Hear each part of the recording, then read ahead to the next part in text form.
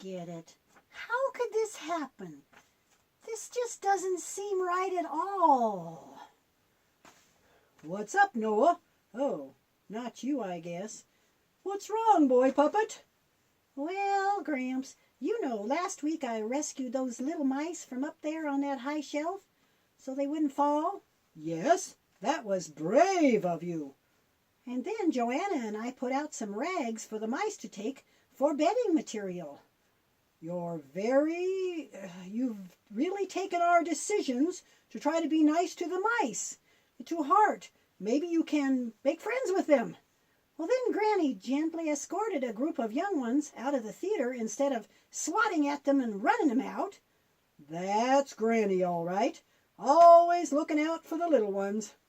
But Gramps, we just had the worst week ever of mouse destruction. They chewed on the curtains and some of the props, and Joanna's really upset about new damage to her costume. We did good, and it made things worse for everyone. Except the mice, of course. You're right. That reminds me of Pharaoh and Moses. What about them? Well, you remember Moses took his family and went back to Egypt. He told the Hebrews that God had sent him to lead them out of bondage and to their promised land. And he and Aaron did the signs that God had given them, and the people believed and were excited. But when Moses and Aaron went to Pharaoh to tell him why God had sent them, Pharaoh refused. He said the Hebrews were lazy, and he gave them more work to do. Oh, man. Yes, the people were angry not at Pharaoh, but at Moses. I see what you mean. Moses did what God said, and everything went from bad to worse.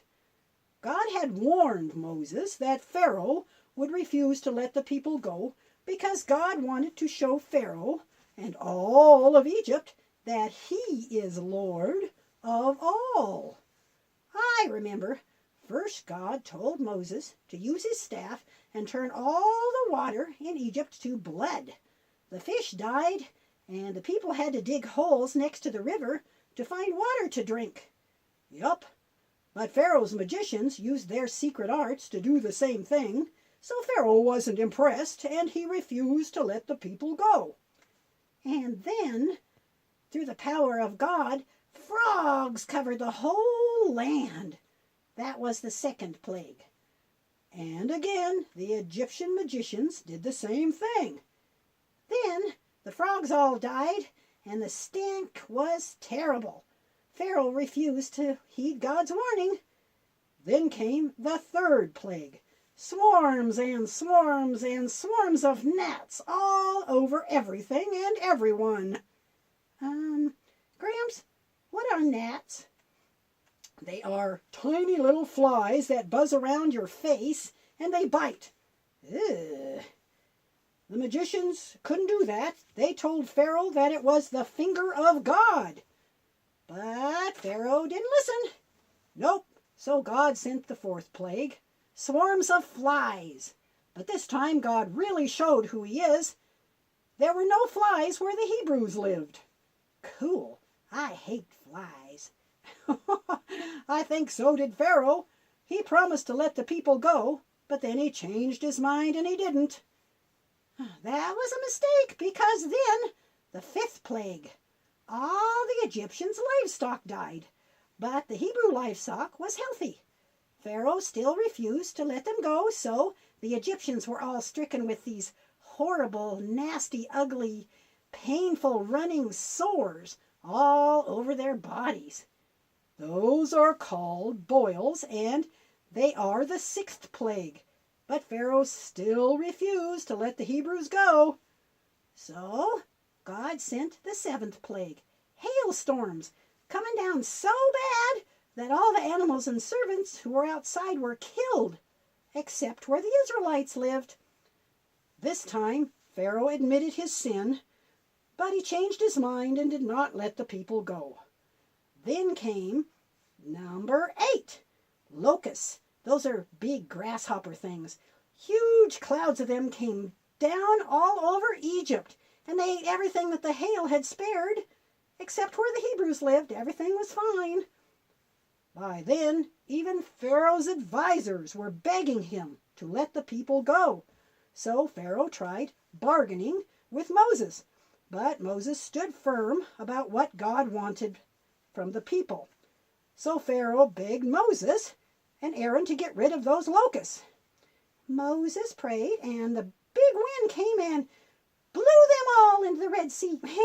I'll bet the fish in that sea had a feast that day. But Pharaoh refused to let them go. Now we're to the 9th plague. God sent darkness over Egypt for 3 whole days and nights. It was so dark no one could go anywhere. Except where the Hebrews lived, they had light as usual. Yes, and then the 10th plague. Yes, the Passover. Every household among the Hebrews was given specific instructions to prepare for this one, to protect them from it. By now, the Israelites had seen enough to trust Moses and do what he told them to do. They were asked to go to their Egyptian neighbors and ask for items of silver and gold. God had made those neighbors inclined to give those things to them.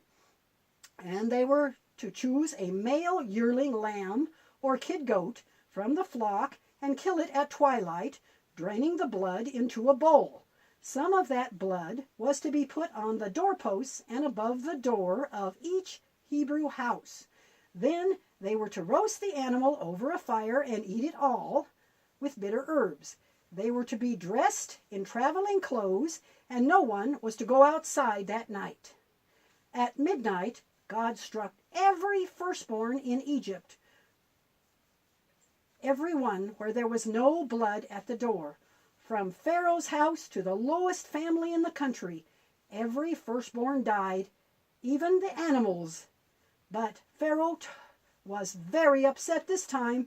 He told the Israelites to go, and the Egyptian people begged them to go before everybody in the country died.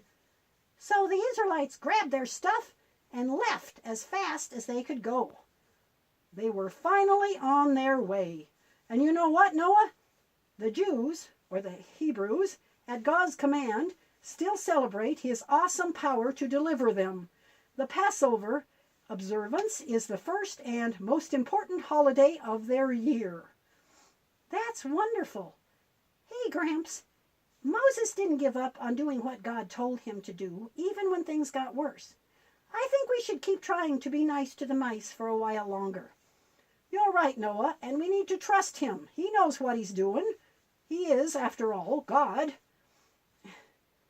Yes. Thank you, Lord, for saving my soul. Thank you, Lord, for making me whole. Thank you, Lord, for giving to me thy great salvation so rich and free.